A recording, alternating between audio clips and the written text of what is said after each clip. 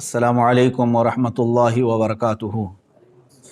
الحمدللہ وکفا وسلام علی حبیبہ المصطفیٰ وعلی آلہ واصحابہ النجباء اما بعد فاعوذ باللہ من الشیطان الرجیم ان اللہ وملائکتہ یصلون علی النبی یا ایہا الذین آمنوا صلوا علیہ وسلموا تسلیما اللہم صل علی سیدنا ومولانا محمد معدن الجود والکرم وآلہ واصحابہ الکرام وابنہ الکریم وبارک وسلم صلاۃ دائمۃ سرمدا ابدا۔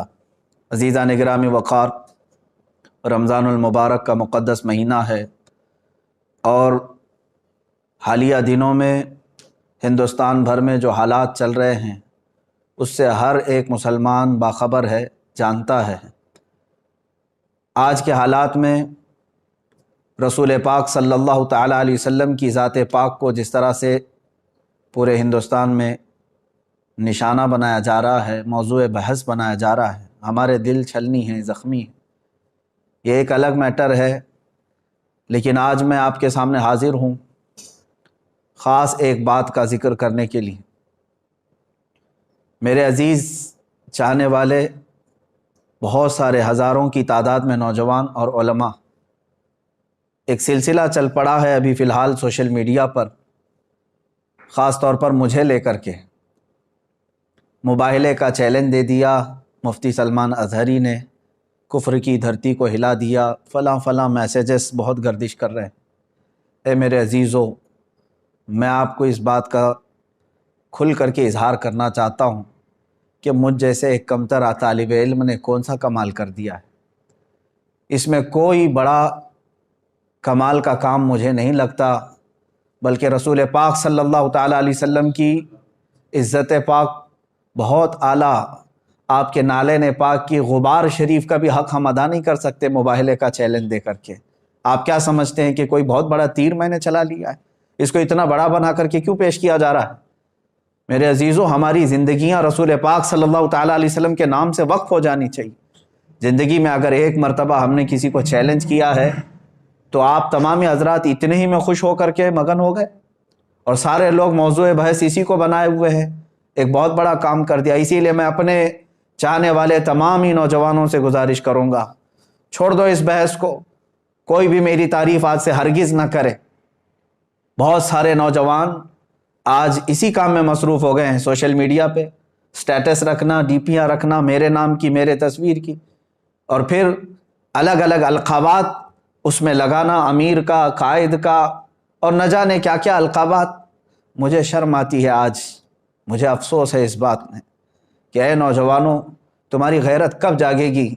جس ملک میں رسول پاک کو گالیاں دی جا رہی ہیں، ان کے دربار کے ایک کتے کو تم اتنی بڑی عزت سے دیکھنا چاہتے ہو؟ میں ہرگز اس چیز سے پسند نہیں کرتا، نہ میرے نام کے نعرے لگائے جائیں، نہ ہی میرے نام کے ساتھ کوئی لقب لگایا جائے۔ میں نے ہرگز ناموری کے لیے نہیں کیا ہے۔ اے نوجوانوں، میرے نام کو ہٹا دو، اور یہ سوشل میڈیا پر بحث بازی کرنا میرے متعلق، میری تعریف میں میری حمایت، جو تنقید کر رہے ہیں ان کو ہزاروں سلام، یقیناً میں تنقید کے قابل ہوں۔ جو علماء میرے متعلق قدغن لگا رہے ہیں ان کو ہزاروں سلام، وہ میری غلطیوں کو صحیح کرنے کی کوشش کر رہے ہوں گے، لیکن مجھے ڈر تعریف کرنے والوں سے۔ یہ سب موو ہو گئے رسول پاک صلی اللہ تعالیٰ علیہ وسلم کی تعریف کو چھوڑ کر کے تم ایک ادنا طالب علم کی تعریف میں لگ گئے ہو۔ میری تعریف بند کرو، میرے نام سے ڈی پیاں رکھنا اور سٹیٹس رکھنا بند کرو۔ نوجوانوں، میں تم سب سے گزارش کروں گا، یہ وقت ہے تمہارا رسول پاک صلی اللہ علیہ وسلم کی عزت کے دفاع میں گزارنے کا۔ کیا ہی اچھا ہوتا کہ میرے نبی کی عظمتیں تم بیان کرتے اور لوگوں کو میرے رسول پاک صلی اللہ تعالیٰ علیہ وسلم کے اخلاق کریمانہ بتاتے۔ تم آج یہ سوچ رہے ہو کہ ہم نے ایک کافر، پاکھنڈی اور ذلیل کتے کو حقانیت ظاہر کرنے کے لیے مباہلے کا چیلنج کیا تو ایک بہت بڑا کمال کر دیا۔ میرے متعلق یہ کہا جا رہا ہے ان کی جرأت کو سلام، ان کی بہادری کو سلام۔ کون سی جرأت ہے، کون سی بہادری ہے؟ یہ ہر عاشق رسول، ہر مومن کا فرض تھا۔ میرے عزیزوں، میں نے کوئی کمال کا کام نہیں کیا ہے۔ رسول پاک صلی اللہ تعالیٰ علیہ وسلم کی اس زندگی پاک کے بعد جس رسول نے راتوں میں رو رو کر کے ہم غریبوں کو یاد کیا ہو، کیا ان کے آنسوؤں کے ایک قطرے کا حق ادا کر سکتے ہو؟ اے مسلمانوں، رسول پاک صلی اللہ تعالیٰ علیہ وسلم نے جو ہمارے ساتھ محبت فرمائی، بلکہ ماں عائشہ صدیقہ رضی اللہ تعالیٰ عنہ فرماتی ہیں بجلیاں گرجتی اور ابر آلود ہو جاتا آسمان تو میرے آقا باہر نکل آتے گھر سے اور استغفار کرتے اور یوں عرض کرتے کہ مولا یہ بجلیاں کہیں میری امت پر عذاب بن کر نازل نہ ہو جائے، اور حضور اکرم صلی اللہ تعالیٰ علیہ وسلم استغفار فرماتے، جب بجلیاں ہٹ جاتی تو پھر آپ گھر میں تشریف لاتے۔ آپ اندازہ کرو، ماں عائشہ فرماتی ہیں کہ رسول پاک صلی اللہ علیہ وسلم ہمیشہ ابر کو دیکھ کر، بجلیوں کو دیکھ کر کیوں گھبراتے؟ حضور اکرم صلی اللہ تعالیٰ علیہ وسلم فرماتے ہیں پچھلی امتوں پر جب عذاب آتا تھا تو پہلے آسمان اسی طرح ابر آلود ہوتا، بجلیاں آتی اور پھر ان پر ہلاکت کے بادل برس جاتے تھے۔ مجھے ڈر ہے کہ میری امت پر کہیں اس طرح کے عذابات نہ آ جائیں۔ جو نہ بھولا ہم غریبوں کو رضا۔ اے امت کے غیور نوجوانوں، آج میرے جذبات بے قابو ہیں۔ ہند کی اس سرزمین پر ہم چھوٹی چھوٹی سی باتوں کو لے کر کے یہیں پر تعریف کے پل باندھنے لگ گئے۔ رسول پاک صلی اللہ تعالیٰ علیہ وسلم کی امت سے جو محبت ہے اس کا ایک ذرہ بھی ہم ادا نہیں کر سکتے۔ ہم جیسے لاکھوں کا سر بھی کٹ جائے تو رسول پاک صلی اللہ تعالیٰ علیہ وسلم کے نالین پاک کا بھی حق ادا نہیں کر سکتے۔ میرے عزیزو، مصطفیٰ کریم صلی اللہ تعالیٰ علیہ وسلم اپنے آخری وقت میں بھی جس دن حضور کا وصال ہوا اس دن بھی اپنی امت کی خیر کے لیے دعا فرمائی، اپنی امت کی خیر کے لیے دعا فرمائی کہ اے رب ذوالجلال، جو سکرات کی تکلیف ہے وہ میری امت پر نہ آئے، اور جو رسول پاک صلی اللہ تعالیٰ علیہ وسلم قبر انور میں سونے کے وقت بھی اپنی غریب امت کو یاد فرمائیں، معراج کے سفر میں اپنی غریب امت کو یاد فرمائیں۔ اب مجھے بتاؤ کہ ہم نے رسول پاک صلی اللہ تعالیٰ علیہ وسلم کا کون سا حق ادا کیا؟ اے میرے عزیزو، آج کلیجہ منہ کو آتا ہے، دل چھلنی ہے، اس لیے کہ میں تاریخ پڑھ کر کے دیکھا حضور پاک صلی اللہ تعالیٰ علیہ وسلم کو مکہ والوں نے ستایا بہت ہے اور پریشان بھی بہت کیا ہے۔ حضور اکرم صلی اللہ تعالیٰ علیہ وسلم کا سوشل بائیکاٹ بھی کیا ہے، ان کے صحابہ کے ساتھ ظلم و ستم بھی کیا ہے، لیکن ایک بات یاد رکھنا، ان کے دشمنوں میں ابو جہل بھی کھڑا تھا، ابو لہب بھی کھڑا تھا، عتبہ و شیبہ بھی کھڑے تھے۔ پوری تاریخ اسلام کی کتابیں اٹھا کر کے دیکھ لینا، ان ظالموں نے حضور کے ساتھ دشمنی تو کی، لیکن اس ہندوستان کے پاکھنڈی کی طرح میرے نبی کو اتنی گندی گالیاں کبھی نہیں دی تھی۔ حضور پاک صلی اللہ تعالیٰ علیہ وسلم کے اخلاق پر کسی نے انگلی نہیں اٹھائی، کسی نے رسول پاک صلی اللہ علیہ وسلم کو یہ نہیں کہا تھا آج تک کہ وہ عورتوں کی دلالی کرتے تھے، کبھی نہیں۔ آج جس منزل پہ ہم پہنچے ہوئے ہیں، مکہ کے ان کے جانی دشمنوں نے بھی یہ جملے استعمال نہیں کیے تھے۔ آج ہماری یہ نحوست نہیں ہے تو اور کیا ہے؟ اے میرے عزیزو، رسول پاک صلی اللہ تعالیٰ علیہ وسلم کی عزت کی حفاظت کی خاطر جو صحابہ اکرام رضوان اللہ تعالیٰ علیہم اجمعین اپنی قربانیاں پیش کر چکے، میں دو چند باتیں عرض کرتا ہوں۔ آج ہم اپنے گھروں میں بیٹھ کر کے سوشل میڈیا پر آوازیں اٹھا کر کے یا سڑکوں پر ایک آدھ بار نکل کر کے یہ کہتے ہیں کہ رسول پاک صلی اللہ تعالیٰ علیہ وسلم کی عزت کی حفاظت کے لیے ہم کھڑے ہو گئے، اور اتنے ہی پر ہم جیسے نکموں کو مرد مجاہد کا لقب دے دینا، ہم جیسے کم ظرف لوگوں کو، مجھ جیسے کم علم آدمی کو بڑے بڑے القاب سے نواز دینا، جبکہ کچھ نہیں کیا رسول پاک صلی اللہ تعالیٰ علیہ وسلم کی دفاع میں۔ صحابی رسول سعد ابن ربیع رضی اللہ تعالیٰ عنہ احد کے میدان میں لڑتے رہے، یہ رسول پاک صلی اللہ تعالیٰ علیہ وسلم کے چہیتے صحابی ہیں، لڑتے رہے یہاں تک کہ تقریباً 12 نیزے ان کے جسم پر لگے تھے، 12 نیزے ان کے جسم پر لگے، اور شام کا وقت آنے سے پہلے وہ زمین پر ڈھیر ہو چکے تھے اور ان کے اوپر کئی لاشیں گری ہوئی تھی۔ شام کے وقت میرے آقا صلی اللہ تعالیٰ علیہ وسلم نے اپنے صحابہ سے فرمایا کہ دیکھو سعد ابن ربیع کہیں نظر آئے، وہ زندوں میں ہیں یا انتقال کر چکے، تلاش کر کے آؤ۔ جو تلاش کرنے کے لیے صحابہ گئے، انہوں نے پکارنا شروع کیا میدان میں، احد کے میدان۔ یہ بڑی کڑی جنگ ہے، کفر اور اسلام کے مقابل میں جو جنگ ہوئی تھی، بڑا نقصان مسلمانوں کا اس جنگ میں ہوا تھا۔ پکارنے والے نے جب آواز دی تو بہت اندر سے لاشوں کے بیچ میں سے ایک آواز آنے لگی کہ ہاں سعد ابن ربیع زندہ ہے۔ ہٹائی گئی تو حضرت سعد ابن ربیع کی لاش یعنی جسم پاک دیکھنے والے بتاتے ہیں کہ 12 نیزے ان کے جسم پر لگے ہوئے ہیں، پیٹ پھٹ چکا تھا، پیٹ پھٹ چکا تھا اور خون میں لت پت ہیں، گوشت کے ان کے چھتڑے ادھر سے ادھر ہو گئے ٹکڑے۔ میرے عزیزو، اس عالم میں وہ پوچھتے ہیں کہ اے آنے والے کیا پیغام لے کر کیا ہے؟ تو آنے والے صحابی نے کہا کہ اللہ کے رسول صلی اللہ علیہ وسلم نے تمہیں یاد کیا۔ اس صحابی سعد ابن ربیع نے اتنا کہا، جاؤ میرے آقا صلی اللہ علیہ وسلم کو میرا سلام کہہ دو، میں حضور پاک صلی اللہ تعالیٰ علیہ وسلم تک چل کے آنے کی طاقت نہیں رکھتا۔ اور اس کے بعد حضرت سعد ابن ربیع نے جو کہا، سنو اے مسلمانوں، جس کے جسم میں 12 نیزے چبھے ہوئے ہوں، پیٹ پھٹ چکا ہو، اس کے بعد وہ کہتے ہیں کہ جا کر حضور سے کہہ دینا، عذراً یا رسول اللہ، اے اللہ کے رسول ہمیں معاف کر دیں، ہم نے آپ کے دفاع کا حق ادا نہیں کیا۔ جس کا جسم چھلنی ہو گیا ہو اور ٹکڑوں میں آ گئے ہوں، وہ جب یہ کہہ رہے ہوں کہ اے اللہ کے رسول ہم نے آپ کی دفاع کا حق ادا نہیں کیا، ہم گھر بیٹھے سوشل میڈیا سے اگر تھوڑی باتیں کہہ دیں، آواز اٹھا دیں اور اسی پر اتنے بڑے بڑے القاب، یہ ناانصافی ہے میرے عزیزو۔ اے غیور نوجوانوں، میرے آقا صلی اللہ تعالیٰ علیہ وسلم پر مر مٹنے والے ان صحابہ نے کبھی اپنی ناموری کا خیال تک نہیں فرمایا، بلکہ سعد ابن ربیع یہ کہتے ہیں آنے والے سے کہ جاؤ واپس میری قوم کو یہ پیغام دے دینا، مدینے والوں کو یہ پیغام دے دینا کہ اگر تم زندہ رہے، تمہاری آنکھیں دیکھتی رہیں اور کوئی تمہاری زندگی میں رسول پاک صلی اللہ تعالیٰ علیہ وسلم تک پہنچ گیا بری نیت سے، تو فرماتے ہیں کہ پھر قیامت کے دن اللہ تمہیں نہیں چھوڑے گا، تمہارا کوئی عذر قبول نہیں کیا جائے گا۔ سعد ابن ربیع یہ کہتے ہوئے اس دار فانی سے کوچ کر گئے، انتقال ہو گیا، شہید ہو گئے۔ ایک صحابی ہیں رسول پاک صلی اللہ تعالیٰ علیہ وسلم کے سامنے کھڑے ہیں احد کے میدان، تیر چلتے رہے، تیر چلتے رہے، اتنے تیر کہ تقریباً ان کے جسم پر 80 تیر ادھر سے سائیں سائیں کرتے ہوئے گزرے اور کئی جسم پر چھپ گئے۔ وہ حضور پاک صلی اللہ تعالیٰ علیہ وسلم کے سامنے سینہ سپر ہو کر یوں کھڑے رہے کہ ایک تیر ان کے آنکھوں میں آ کر لگ گیا، آنکھ کا پتلا باہر آ گیا، آنکھ کا ڈھیلا باہر آیا۔ اللہ کے حبیب صلی اللہ تعالیٰ علیہ وسلم کے دفاع میں اس وقت تک بھی وہ اپنا قدم نہیں ہٹا رہے تھے۔ اتنی قربانیاں دینے کے باوجود بھی انہوں نے کبھی یہ نہیں کہا کہ ہم نے رسول پاک صلی اللہ تعالیٰ علیہ وسلم کی ناموس پہ پہرا دے دیا۔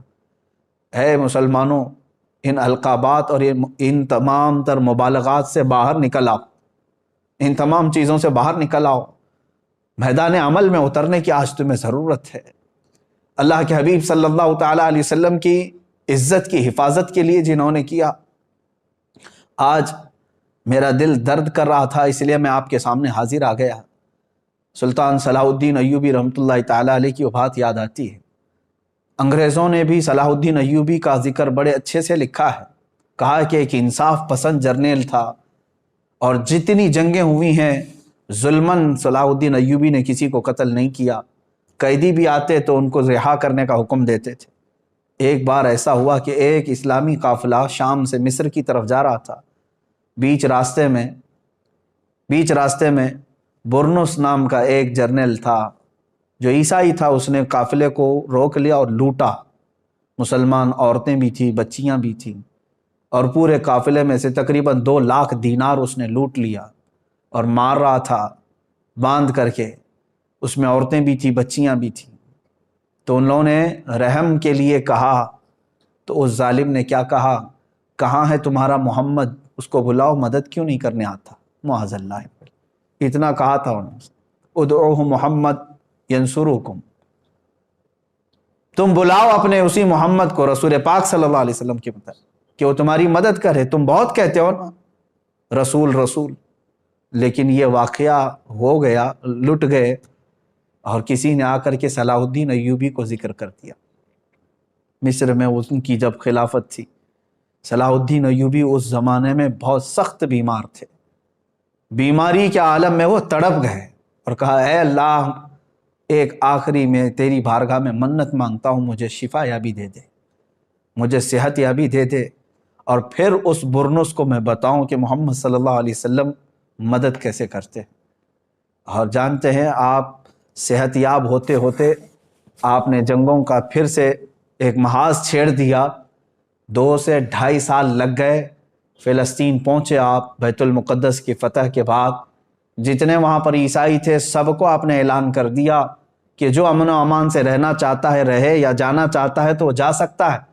سارے جو رہنے والے تھے وہ رہ گئے، جانے والے جا رہے تھے، لیکن صلاح الدین ایوبی رحمۃ اللہ علیہ نے ایک اعلان کیا تھا اپنے سپاہیوں کو کہ برنس اگر کہیں ملے تو اسے چھوڑنا نہیں، گرفتار کر کے لے آؤ۔ تلاش کرتے ہوئے سپاہی پہنچے، ایک خیمے میں وہ چھپا ہوا تھا، وہاں سے اسے قید کر کے لے آئے۔ اور صلاح الدین ایوبی رحمۃ اللہ علیہ کی آنکھیں اس وقت لال تھیں، سرخ تھیں۔ اس کو سامنے کھڑا کیا اور کہا تو ہی وہ بدبخت ہے جس نے کہا تھا کہ محمد کو بلاؤ اور وہ تمہاری مدد کرے۔ اللہ اکبر۔ یہ جملہ دہرانے کے بعد صلاح الدین ایوبی رحمۃ اللہ علیہ اپنی تلوار اٹھاتے ہیں۔ وہ کہتا ہے صلاح الدین تم تو جنگی قیدیوں کو معاف کرتے ہو، چھوڑ دیتے ہو۔ صلاح الدین ایوبی نے فرمایا ہاں میں نے ہر جنگی قیدی کو معاف تو کیا ہے، لیکن جس نے میرے رسول پاک کی شان میں بھونکا ہے پھر یہ میری تلوار اگر اس پر نہ چلے تو یہ کسی کام کی نہیں۔ صلاح الدین ایوبی رحمۃ اللہ علیہ نے اسے کیفر کردار تک پہنچایا۔ اے مسلمانوں، اے میرے عزیزو، بات کتنی تھی، اس نے جو کہا تھا یہاں تو میرے آقا صلی اللہ تعالیٰ علیہ وسلم کی شان میں کیا کیا نہیں کہا جا رہا ہے، کیا کیا نہیں کہا جا رہا ہے۔ لوگ اب بھی یہ کہتے ہیں کہ مصلحت کے ساتھ اب جینا کس کام کا رہ گیا ہے، جہاں پر ہماری سانسوں میں گھٹن پیدا ہو رہا ہے۔ اسلام کے لیے ان ظالموں نے کہا کہ یہ کوئی ریلیجن ہی نہیں ہے۔ کیا یہ بکواس سوشل میڈیا پر نہیں ہے؟ وہ کہتے ہیں یہ کوئی دین ہی نہیں ہے، چند گنڈوں نے مل کر کے مال لوٹنے کے لیے ایک سنگٹن بنائی اور یہ مذہب بنا دیا۔ میرے اسلام اور حق دین کو اس طرح کے جملے استعمال کیے۔ اللہ کے نبی صلی اللہ تعالیٰ علیہ وسلم کی شان میں جو الفاظ استعمال کیے گئے وہ زبان پر لانا دشوار ہے، اور حد ہو گئی اب اللہ رب العزت کی بارگاہ میں بھی اس طرح کے جملے کہنا اور شیطان سے منسوب کر دینا۔ اے مسلمانوں، کیا اب بھی یہاں پر ہم ان تمام چیزوں کو سن کر کے خاموش رہیں؟ یہی تمام معاملات تھے جس کی وجہ سے اس بے قرار دل نے اس کفر کی دھرتی کو پکارا کہ آ جا، اگر تجھے اتنا یقین ہے تو اللہ رب العزت اور رسول پاک صلی اللہ علیہ وسلم اور اسلام و قرآن کی شان کیا ہے ہم بتاتے ہیں۔ میرے عزیزو، یہ مباہلے کا چیلنج ایک طرف تھا، اس کو چھوڑو میری طرف، مگر اب میں ان تمام علماء سے کہتا ہوں، یہاں پر بہت سارے علماء اکرام ابھی سوشل میڈیا پر ایکٹیو ہو چکے ہیں۔ کس بارے میں؟ اسی بارے میں لے کر کے کہ مفتی سلمان اظہری نے مباہلے کا چیلنج دے دیا، بعض تنقید میں بعض تعریف میں ہے۔ میں تنقید کرنے والوں کو ایک جملہ بھی نہیں کہنا چاہتا، بہت محترم وہ علماء ہیں، مجھے کوئی غرض نہیں میری تنقید اور تعریف سے، لیکن تعریف کرنے والے علماء جس میں بہت سارے ہیں جنہوں نے مسلسل 2 دن سے اپنے اوقات لگا دیے ہیں، میں ان سب سے گزارش کروں گا، اے گروہ علماء، اللہ تبارک و تعالیٰ نے تمہیں علم کی امانت سپرد کی ہے۔ حد ہو گئی، مجھے تعریف کے جو لیٹر بھیجے جا رہے ہیں، آڈیو بھیجے جا رہے ہیں، میسیجز بھیجے جا رہے ہیں، میرا دماغ پکنے لگ گیا کہ یہ سارے لوگ مل کر کے جتنی میری تعریف پر لگ گئے، کاش رسول پاک صلی اللہ تعالیٰ علیہ وسلم کے لیے لگاتے تو انہیں بہت بڑا اجر ملتا۔ میں تو ایک سادہ سا آدمی تھا، آج ہے کل مر جاؤں گا، ہماری کوئی تاریخ نہیں ہے، ہماری اپنی کوئی حیثیت نہیں ہے، ہم نے جو کچھ بھی کیا ہے وہ صرف رسول پاک صلی اللہ تعالیٰ علیہ وسلم کی محبت کا ایک درد تھا۔ میرے عزیزو، اگر میں نہیں اٹھتا تو کوئی نہ کوئی ایک عام نوجوان بھی اٹھتا۔ اس میں ابھی مجھے بھیجی گئی ہے، کئی علماء ہیں، میں اب کتنوں کے نام ذکر کروں۔ مفتی گلفام صاحب نے ابھی ایک بیان نشر کیا، بار بار انہوں نے یہ اس میں تائید کا اظہار کیا کہ ہم کھڑے ہیں، مباہلے میں ہم آنے کو تیار ہیں۔ مفتی عالمگیر اشرف صاحب، مولانا طارق انور مصباحی صاحب، مفتی راحت علی صاحب، مفتی نثار احمد مصباحی صاحب، یہ تمام علماء، مولانا توصیف صاحب سنبھل سے، اور کئی جگہ کے بڑے بڑے علماء جو تنظیمیں چلاتے ہیں، کرناٹک سے، راجستھان سے، اور کئی خلفاء اور مشائخ، میں ان سب سے گزارش کروں گا، اے گروہ علماء، اللہ نے آپ کو قلم کی اور زبان کی جولانیت عطا کی۔ میں دیکھتا ہوں یہ میرے محترم علماء جب لکھتے ہیں اس میں بہت اچھی تحریریں ہیں ان کی، لیکن میرے دفاع کے لیے اپنے قلم کو استعمال کرنا بند کر دو۔ جو تنقید کر رہے ہیں وہ ٹھیک ہے، لیکن تعریف کرنے والے علماء، میری ایک عاجزانہ اپیل ہے آپ سب سے، عاجزانہ اپیل ہے، میں کوئی دکھاوے کے لیے بات نہیں کر رہا ہوں، قلم اٹھاؤ، اسلام پر جتنے حملے یہ پاکھنڈی کر رہے ہیں ان کا منہ توڑ جواب دو۔ اللہ نے تمہیں قلم کی برکت عطا کی ہے، زبان کی اللہ نے جولانیت عطا کی ہے، اٹھاؤ، تقابل ادیان کو دیکھو آپ۔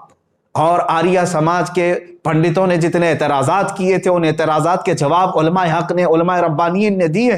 اے علماء، آج کام تمہارا اس کے لیے ہے، اللہ نے تمہیں چنا ہے، آپ ہٹا دو اس سلمان اظہری کے نام کو، ہٹا دو اس کو، موضوع سخن ختم کر دو۔ میں تعریف کرنے والے ان تمام علماء کی قدر ضرور کروں گا، محبت ضرور ہے۔ یہ جتنے میسیجز کر رہے ہیں، آڈیو بھیج رہے ہیں یا تحریریں بھیج رہے ہیں، یہ تمام کی ضرورت قطعاً نہیں ہے، قطعاً نہیں ہے۔ میں سب سے کہتا ہوں کہ لگ جاؤ دین اسلام کی حمایت کے لیے اور رسول پاک صلی اللہ تعالیٰ علیہ وسلم کی عظمت و شان بیان کرنے کے لیے۔ آپ لکھو، دوسری زبانوں میں اسے ٹرانسلیٹ کیا جائے، ہندوؤں کو بھی بتایا جائے کہ اس پاکھنڈی نے جس غلیظ انداز میں اعتراضات کیے یہ جھوٹا ہے اور دنیا کا سب سے بڑا جھوٹا ہے۔ اسلام کے متعلق اور قرآن کو جس طرح دہشت گردی سے جوڑنے کی کوشش کی جا رہی، اس پر کام کریں آپ سب مل کر کے۔ جو خطبہ ہیں وہ آپ میرے دفاع میں نہ آئے، آپ دفاع ناموس رسالت کے لیے اپنا وقت قربان کریں، رسول پاک صلی اللہ تعالیٰ علیہ وسلم کے لیے۔ اور ہر کوئی اب یہ مباہلے کے چیلنج دینے کے لیے اس کی ضرورت نہیں رہ گئی۔ میں پوچھتا ہوں، اے نوجوانوں، اے مسلمانوں، آپ کا دل یہ کہتا ہے؟ ذرا ضمیر پر ہاتھ رکھ کر کے، دل پر ہاتھ رکھ کر کے یہ سوچو، وہ خبیث مردود ملعون جو بھونکتا ہے رسول پاک صلی اللہ تعالیٰ علیہ وسلم کی شان میں اور جانوروں کا پیشاب پینے والا اور بلاತ್ಕಾری میں جیل جانے والا، کیا اس کی حیثیت ہے کہ وہ مباہلہ کرے؟ کیا آپ کو ذرا برابر لگتا ہے؟ بہرحال یہ اسلام کی حقانیت کو ظاہر کرنے کے لیے جو کہہ دیا تھا وہ ہے، انشاءاللہ وہ برقرار رہے گا، لیکن آپ اب اپنا وقت اس بارے میں نہ لگاؤ، میری حمایت میں، میری تائید میں۔ ہاں، دعا ضرور کریں، میں دعاؤں کا محتاج ضرور ہوں، دعاؤں کا محتاج ضرور ہوں۔ سچ بات میں بتاؤں، حقیقت میں میرے عزیزو، ہم نے ایک کتے کے برابر بھی کام نہیں کیا ہے ابھی۔ بڑی بات نہیں کہہ رہا ہوں، اس لیے کہ تاتاریوں نے بغداد پر حملہ کیا تھا تو تاتاری بادشاہ نے ایک بار علماء حق کو زنجیروں میں باندھ کر کے اپنے دربار میں الٹا لٹایا اور ایک عیسائی پادری کو بلا کر کے کہا کہ ان کے نبی کی شان میں جتنی بری باتیں ہو سکتی مغلظات بکو ان کے سامنے، یہی ان کو سزا ہے، ان کے لیے دردناک سزا ہے۔ جن کے زنجیروں میں ہاتھ بندھے ہوئے ہیں وہ لیٹے ہوئے ہیں دربار میں، بڑے مجمع کے ساتھ سپاہی بھی موجود ہیں۔ بادشاہ کا اس دربار میں کتا تھا جو زنجیر سے بندھا رہتا تھا، سونے کی زنجیر سے۔ میرے عزیزو، تاریخ کی کتابوں میں اٹھاؤ، بڑے معتمد اور مستند علماء اسلام نے اس کو نقل فرمایا ہے۔ جیسے ہی وہ پادری رسول پاک صلی اللہ علیہ وسلم کی شان میں ہرزہ سرائی شروع کیا، کتا بھونکنے لگ گیا، وہ خاموش ہوا۔ تھوڑی دیر کے بعد پھر وہ مغلظات بکنے لگا، کتا پھر بھونکنے لگا۔ لوگوں نے کہا تیری تقریر پہ، تیرے بیان پہ تو نہیں بھونک رہا ہے۔ اس نے کہا ارے وہ جانور ہے، میں جو بول رہا ہوں اس کی کیا سمجھ میں آتا ہے۔ تیسری بار جب پھر وہ مغلظات شروع کیا، محمد ایسے، محمد ویسے، معاذ اللہ رب العالمین، کتا زنجیر توڑ کر کے اچھل کر کے آیا اور دم زدن میں اس پاکھنڈی پادری کے اوپر چڑھ گیا اور اس کو دم زدن میں چیر کر رکھ دیا۔ سب کے سامنے اس کتے نے اس کی زبان کو ختم ہی کر دیا، وہ مر گیا اسی جگہ پر۔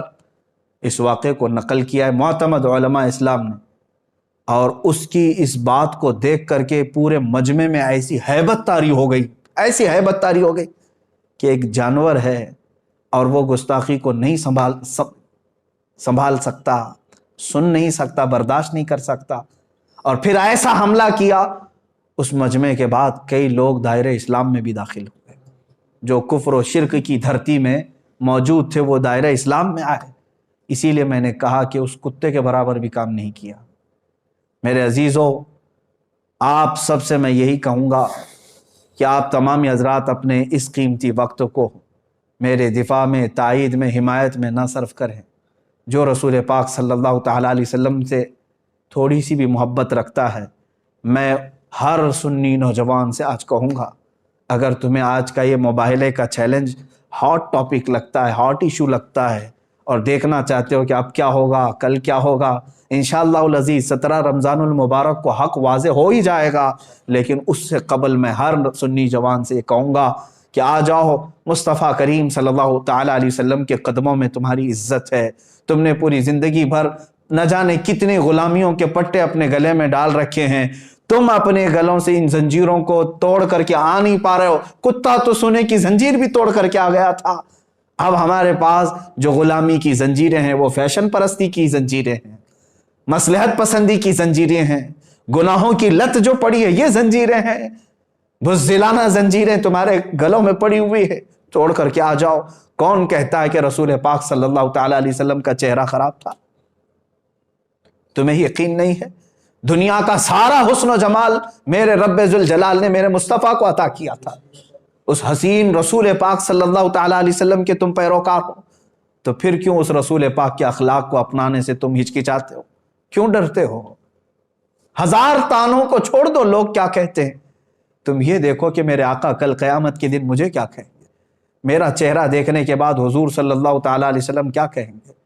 میں نے چہرہ یہودیوں کا بنایا، میں نے چہرہ کفار و ہنود کا بنایا، اور بات کرتا ہوں رسول پاک صلی اللہ علیہ وسلم کی۔ اے مسلمانوں، میں آپ تمام سے یہی گزارش کروں گا کہ حضور پاک صلی اللہ تعالیٰ علیہ وسلم کی طرف آ جاؤ، اٹھو وہ گر نہ حشر نہ ہوگا پھر کبھی، دوڑو کہ زمانہ چال اپنی چل گیا۔ اور آج میں اسی بات پر آپ سب کو یہ میسج ضرور دینا چاہوں گا، کیوں نام محمد پر مر نہ جائیں ہم عزت سے، یوں بھی تو ہمیں دنیا سے ایک دن تو جانا ہے، یوں بھی تو کسی دن ہم کو دنیا سے تو جانا ہے۔ رسول پاک صلی اللہ تعالیٰ علیہ وسلم کے ہو کر کے جائیں گے تو قیامت کے دن سر بلند رہو گے، سرخرو رہو گے۔ اسی لیے کہ میرے عزیزوں، ہمارا یہ قان ہے، ہمارا یقین ہے، ہمارا یہ بھروسہ ہے کہ ہماری قبر میں بھی رسول پاک صلی اللہ علیہ وسلم تشریف لائیں گے۔ قیامت کے دن انہی کی شفاعت اور سفارش ہمارے لیے کام آئے گی، تو دنیا میں ان کے ہو جاؤ اور انہی کی طرف لو لگا لو، اور اپنا جینا مرنا رسول پاک کے لیے کر دو۔ سیدی سرکار اعلیٰ حضرت فاضل بریلوی رضی اللہ تعالیٰ عنہ نے اپنی پوری زندگی دفاع ناموس رسالت کے لیے وقف کر دی۔ ہزار ان کے زمانے میں بھی ان کو لے کر کے تنقیدیں اور تعریفیں ہوتی رہی ہوں گی، لیکن ان کی کتابوں میں مجھے بتاؤ کہاں انہوں نے اپنی تنقید کرنے والوں کے لیے کیا لکھا، تعریف کرنے والوں کے لیے کیا لکھا؟ بلکہ کہیں پر کچھ ملتا نہیں ہے۔ انہوں نے تو صرف یہ کہا ہے، کروں مدح اہل دول رضا، پڑے اس بلا میں میری بھلا، میں گدا ہوں اپنے کریم کا، میرا دین پا رہے نہ نہیں۔ انہوں نے تو زندگی بھر رسول پاک صلی اللہ تعالیٰ علیہ وسلم کے لیے قلم اٹھایا۔ میں خاص طور پر آج سوشل میڈیا پر ایکٹیو علماء کے لیے ہی سامنے آیا تھا کہ آج قوم آپ کی طرف دیکھ رہی ہے، اور آپ مجھ جیسے ایک کمتر اور چھوٹے سے طالب علم کے دفاع میں اور حمایت میں اپنے قلموں کا استعمال نہ کریں۔ حضور پاک صلی اللہ تعالیٰ علیہ وسلم کے لیے، شان اسلام کے لیے، اور کفار و مشرکین جو بھدے اعتراضات کرتے ہیں ان کا منہ توڑ دنداں شکن جواب دینے کے لیے اپنے قلم کی جولانیت کا استعمال کریں، خطبہ اپنی زبانوں کو انہی کے لیے استعمال کریں، اس لیے کہ اللہ نے یہ امانت کے طور پر آپ کو علم دیا ہے، اور آپ کو یہ علم خرچ کرنا ہی ہے رسول پاک صلی اللہ تعالیٰ علیہ وسلم کی عزت کی حفاظت کے لیے۔ اور آخر میں یہی کہوں گا، جس کو اعلیٰ حضرت رضی اللہ تعالیٰ عنہ نے بطور میسج ہمیں دیا ہے، انہیں جانا انہیں مانا، نہ رکھا غیر سے کام، للہ الحمد میں دنیا سے مسلمان گیا۔ اے میرے عزیزو، آج میں نے یہ جو کچھ بھی باتیں کہیں اسی لیے کہ میں بے چین ضرور ہوں، لیکن دنیاوی حالات اور پریشانیوں کو لے کر کے نہیں، کہ میرے اوپر کیا دباؤ بن رہا ہے اس کو لے کر کے میں ہرگز پریشان نہیں ہوں، بلکہ ابھی میں آپ کو بتاؤں، آپ سب حضرات جانتے ہوں گے رمضان المبارک آ چکا ہے۔ کل ہی میرے پاس ایک نوجوان بچہ آیا، انجینئر بھی ہے، بیٹھے تھوڑی دیر بات کرنے کے بعد بتایا اس نے کہ پچھلے 1.5 مہینے سے وہ کھانے کو، گوشت کو ہاتھ تک نہیں لگایا، صرف اس لیے کہ جس جگہ رسول پاک صلی اللہ تعالیٰ علیہ وسلم کو گالیاں دی جا رہی ہوں اور میں نرم نرم غذائیں کھاؤں۔ اس نوجوان کی اس بات کے بعد کیا ہمارا دل کھول نہیں جاتا؟ ہم بھی تو آج سارے لوگ مستیوں میں ہیں، ہمارے پاس جو کچھ بھی دیا ہوا ہے وہ رسول پاک کے نام کا ہے، علماء آپ سب کو معلوم ہے، مشائخ آپ سب کو معلوم ہے، ہم آج تک رسول پاک کے نام پر ہی کھا رہے ہیں، حضور پاک صلی اللہ تعالی علیہ وسلم کا نام لیتے ہیں اور کھاتے ہیں۔ لیکن آج تک میری اتنی عمر میں میرے باپ کو، میری ماں کو یا میرے بھائیوں کو ایسی گالیاں تو میں نے اب تک نہیں سنی جس طرح کی گالیاں اس خبیث ملعون نے میرے نبی کو تھی۔ تم بتاؤ، تم اپنی زندگیوں میں نوجوان ہو، تمہیں ایسی گالیاں کس نے دی تھی آج تک؟ تم بتاؤ۔ تمہاری داڑھیوں کو دیکھ کر کے لوگ گالیاں نہیں دیتے، آج تم سر پہ ٹوپی رکھتے ہو تو تمہیں لوگ گالیاں نہیں دیتے۔ تمہاری ماں کو اور تمہارے باپ کو کس نے اس قدر گالیاں دی تھی؟ تمہیں کبھی کسی نے دلال کہا عورتوں کا؟ لیکن دنیا کے سب سے پاکیزہ انسان کو جس نے اس طرح کے الفاظ استعمال کیے، آپ بتاؤ اب اس کے بعد اگر ہمارے جذبات پہ قابو نہ ہو تو اور کیا ہو؟ ہم نے اپنے گھر والوں کے لیے کبھی اس طرح کی گالیاں نہیں سنی۔ اب میں اپنے اس گفتگو کو ڈائیورٹ کرتے ہوئے کہتا ہوں، ان ہندوؤں سے بھی، ان پاکھنڈیوں سے بھی، اگر تم نے طے کر ہی لیا ہے کہ مسلمانوں کو ٹھیس پہنچانا ہے تو لے لو ہم سب کی زندگیوں کو اور آج ہی سے کوسنا شروع کرو، ہمیں جتنی گالیاں دیتے ہو دے لو۔ ایک بار میرے مصطفیٰ صلی اللہ تعالی علیہ وسلم کی طرف انگلی اٹھانا چھوڑ دو، اس قرآن عظیم کو بولنا چھوڑ دو۔ ہماری زندگیاں موجود ہیں میرے عزیزو۔